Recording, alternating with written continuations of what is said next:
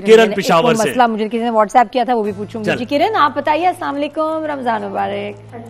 रमजान मुबारक जी, क्या सवाल है आपका? जी, पहले तो मैं ये कहना चाहूंगी कि आपकी रमजान ट्रांसलेशन बहुत बहुत बहुत अच्छी चल रही है। शुक्रिया, थैंक यू। और मेरा सवाल ये है कि मेरी जो छोटी बहन है वो काफी अरसे से एक पीर साहब है उनके पास जा रही हैं और उनके साथ घंटों घंटों कॉल पे बात करना, और वो जो पीर साहब है वो उनकी शादी भी कहीं और होने दे रहे। तो क्या दोबारा बताएगा किरण? एक सेकेंड, 1 मिनट, आवाज नहीं आ रही।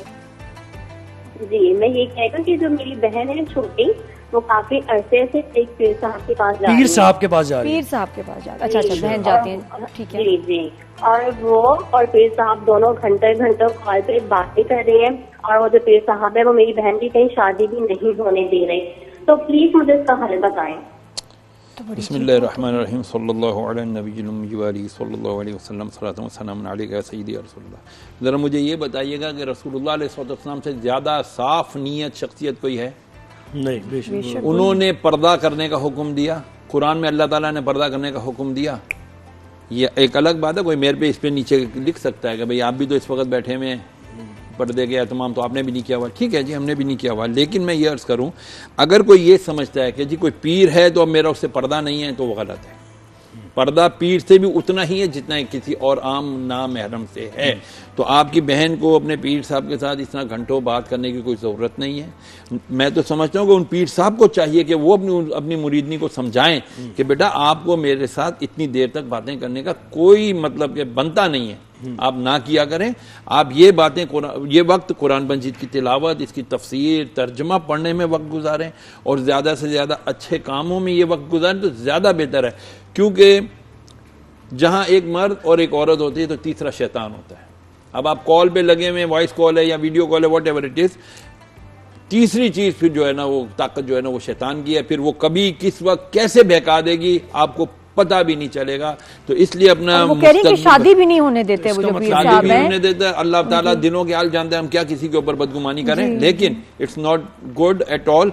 अगर आप ये बात सही कर रही हैं और मैं उसका अगर जवाब दे रहा हूं तो ये दरोग बर गर्दन रावी, यानी कि अगर आप गलत कह रही हैं तो आपके ऊपर ही है। भाई मैंने जो हक और सच बात थी वो अर्ज कर दी कि किसी पीर और मुरीदनी का, फीमेल मुरीद का अपने पीर के साथ बेजा कांटेक्ट करना कतअन जायज या सही नहीं है। हाँ, कोई मसला है आप उनको मैसेज कर दें, जी ये मेरा मसला है, मुझे कोई वजीफा बता दें, मुझे कोई विर्द बता दें, कोई तिलावत करने के लिए आयत बता दें, तो वो तो बता सकते हैं। बिल्कुल। और तन्हाई, फोन की भी तन्हाई, आप जब बात करें किसी की मौजूदगी में और जाके बात करें तो कोई साथ हो, बात ही कि तन्हा नहीं होना चाहिए। और इसके आगे पर्सनल मैटर है, वो पता नहीं है ज़ाहिर शहर भाई को क्या मामलात हैं, तो जितना वो बता सकते हैं उतना बता दिया। अम्माद ने हमें ज्वाइन किया कराची से।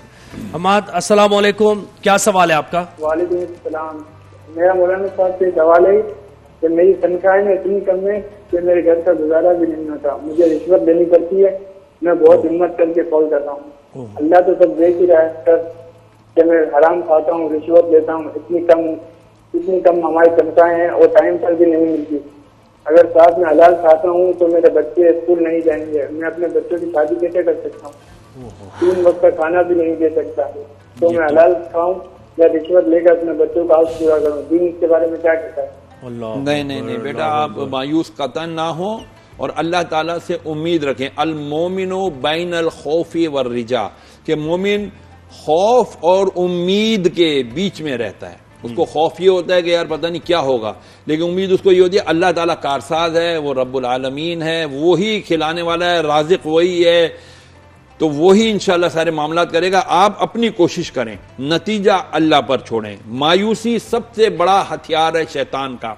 वो आपको मायूस करेगा, यार मैं किस काम का हूं, मैं बच्चों को 2 वक्त की रोटी सही धरा नहीं खिला सकता, मैं उनको अच्छा पहना नहीं सकता, पढ़ा नहीं सकता। ना, ये आपकी जिम्मेदारी तो जरूर है, लेकिन आपने इस पे मायूस नहीं होना कि आज अगर देखो कभी के दिन बढ़े तो कभी की रात, कभी कोई वक्त अच्छा भी गुजरा होगा उसको याद करो और अल्लाह से दुआ करो, या अल्लाह वो अच्छा वक्त वापस ला, क्योंकि जब वो दिन नहीं रहे जब अच्छे थे तो ये दिन भी नहीं रहेंगे। मायूस ना हो। आप रोजाना फजर की नमाज पढ़ने के बाद सूरह शूरा है, आयत नंबर है 19, 25वां पारा है, रुकू नंबर 3 खत्म हो रहा है। यहाँ पर अल्लाहु लतीफुम बिइबादिही यर्ज़ुकु मन यशाउ व हुवल कवियुल अजीज।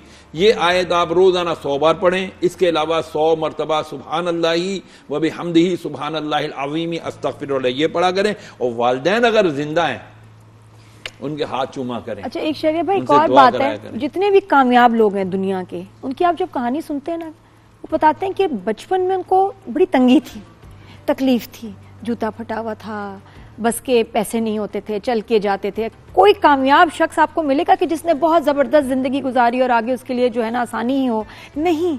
अगर आपके बच्चे आज मुश्किलात गुजार रहे हैं, ये आगे जाके कुछ बन जाएंगे। इनमें प्यास होगी, भूख होगी। ये जो बड़े घर के बच्चे होते हैं ना, इनमें कोई ख्वाहिश ही नहीं कुछ करने की, कुछ बनने की। बहुत सारे घरों में मैं आपको ये बताऊं, ये एक अजाब है, क्योंकि सब कुछ मुयस्सर है, बच्चे कुछ करना ही नहीं चाहते। तो शायद ये आपके लिए जो सख्ती है, ये जो कमी आपको लगती है, तंगी है, ये आगे जाके आपके बच्चों के लिए जो बहुत लोग बड़ा ये सुन मुकाम रहे हैं, लेके आएगी, इनके अचीवर्स आसपास बनेंगे। इनके अजीज ये सुन रहे हैं, इनके दोस्त सुन रहे हैं, तो हमारे यहाँ इस्लाम में तो यही है ना कि एक दूसरे की मदद करो। तो ये उनकी भी कहीं ना कहीं जिम्मेदारी होती है कि अगर वो देख रहे हैं तो हाल चाल पूछ लिया करें एक दूसरे का, कि किसी को कोई ज़रूरत तो नहीं है।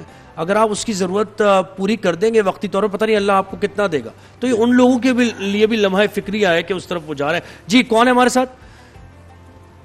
अली खानेवाल से हमें ज्वाइन किया। अली, अस्सलाम वालेकुम, क्या सवाल है आपका? वालेकुम अस्सलाम। सबसे पहले आप तीनों को कैसे हैं आप लोग? जी बिल्कुल ठीक है, अल्लाह का शुक्र। मेरा सवाल था मौलाना साहब से, क्या सदका खैरात की जो रकम होती है, ये ईदी की सूरत में किसी जरूरतमंद को दे सकते हैं हम लोग? किसकी सूरत? ईदी की सूरत में। ईदी की सूरत में हाँ बिल्कुल, सदका खैरात तो आप दे सकते हैं, यहाँ तक कि ज़कात भी दे सकते हैं बगैर बताए भी, बगैर कि बताए भाई ये भी। ज़कात है, ना बताएं। किसी की इज्जत नफ्स मजबूर नहीं करता इस्लाम। अच्छा, आप लिफाफे में डालें और चुप करके उसको वक्त पे दे अच्छा, दें। मैंने ईदी की सुना है- सूरत में, ईदी की सूरत में। ईदी की सूरत समझ लें मैंने इसको। तो सुना है शरिया भाई कि नहीं पता के ही ज़कात देनी नहीं है। नहीं, ये गलत मिसकंसेप्शन है। अगर बता के देंगे कौन लेगा? एक बाइज्जत आदमी कहाँ लेगा ज़कात आपसे? वो कहेगा नहीं यार। आजकल देखें, मैं आपको एक और बता दूं, व्हाइट कॉलर की अब बिल्कुल तारीफ चेंज हो गई हुई है। जी, क्या? इससे पहले वाली कॉल यही थी ना सब? हाँ, सफेद पोश वही है। जो उसके रिश्तेदार हैं उनको चाहिए कि चुप करके कोई उसके बच्चों के लिए कुछ कर दे, कपड़ों का, कोई राशन का या कुछ और, लेकिन ये अपनी आदत ना बना ले, हडराम ना बन जाए। ये भी इस्लाम इसको भी मना करता है। वो तवक्को ना रखे हर वक्त यार मेरी कोई मदद कर देगा। कोई मदद कर दे एक अलग बात है, ना करे। लेकिन ये है कि कुरान में आयत भी है ना, जब तुम मुश्किल में हो, परेशानी में हो, तो इस तरह कहो, अईनूनी या इबादल्लाह, ए अल्लाह के बंदो मेरी मदद करो। मदद मांगे और मदद जब हो जाए तो उसको वापस करने की नीयत, खास नीयत भी रखे। क्योंकि जिसने लोगों से मांगा, कर्जा सही मांगा और देने की नीयत नहीं थी, तो कल मरने के बाद क़यामत के दिन वो अल्लाह की बारगाह में चोर की हालत में पेश किया शरियर भाई, ये हुआ मेरे साथ। मैं एक प्रोडक्शन में काम कर रही थी, तो वहाँ एक एडी थी, उन्होंने मुझसे कहा कि बच्ची का देखें वाउचर आया हुआ है फीस का, मेरे पास पैसे नहीं है। अच्छा, मुझे परेशानी हुई। मैंने अल्हम्दुलिल्लाह पेमेंट आई थी, मैंने उनको अच्छी अमाउंट थी दे दी, कोई बात नहीं, मैं भूल गई। और इतना उनका बुरा हाल था कि भी मतलब उसका बच्ची का नाम कट जाएगा सारा, और उसके बाद वो कहीं सफ़र पे चले गए। मतलब ये कि हाँ, कोई, मैंने कहा कि जिस शख्स के पास इतनी तंगी हो, उसने फीस नहीं दी और वो सफर पे चले गए। खैर मैंने फिर भी नहीं पूछा। उसके बाद पता चला प्रोडक्शन में काफी लोगों के साथ उन्होंने जितने किसी न किसी एक दूसरे को नहीं बताया, दूसरे एक्टर से भी ये कहा।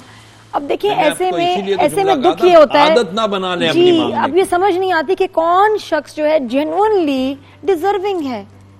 अच्छा, नहीं, ये इससे सवाल मेरे जहन में आया, शहर भाई जल्दी से मुझे बताइएगा कि ये तो फिर अगर हम इस तरह सोचने लगे और पहले लोगों को असेस करें कि ये इस तरह है, डिजर्व, तो फिर आप कैसे किसी की मदद कर पाएंगे? मुश्किल हो जाएगा फिर तो बिल्कुल, मदद करना। हाँ, बिल्कुल। लेकिन तो अपनी नीयत साफ रख के आप उसको मदद करते हैं। मुझे पता क्या एहसास हुआ, मैं कहा अब नेक्स्ट टाइम ना किसी की फीस हो तो जाके स्कूल में भर देंगे। स्कूल में भरें, ये मेरा ख्याल बेहतर है ना, ये बेहतर है। वो तो अब्बा साहब चले गए घूमने, तो बस अजीब बात ऐसे कैसे आप देखिए ना, अगर कोई आपसे मांगने आया है तो हमने यही सुना है कि आप पहले ये सोचें कि वो तो आपसे मांग ही रहा, तलब कर रहा है, आप पहले ही सोच रहे थे कि ये पता नहीं है डिजर्विंग नहीं है। पहले अपना भी तो अंदर देखे ना कि आपको जो अल्लाह ने दिया है कि आप डिजर्व करते थे। बड़ी सख्त हदीस सुना रहा हूँ, जरा गौर से सुन लीजिएगा सब लोग। मेरे नबी अलैहिस्सलाम ने फरमाया, जिसको आदत पड़ जाए मांगने की, तो फिर अल्लाह तबारक व तआला उसकी कभी कोई जरूरत पूरी नहीं होने देता और वो ता हयात मांगता ही रहता है। सुभान अल्लाह। और ये देखा है, अपने और ये सामने होता है। देखा है मैंने। नबी का फरमान सच्चा है। बिल्कुल बिल्कुल बिल्कुल। अल्लाह ताला मांगने से बचाए।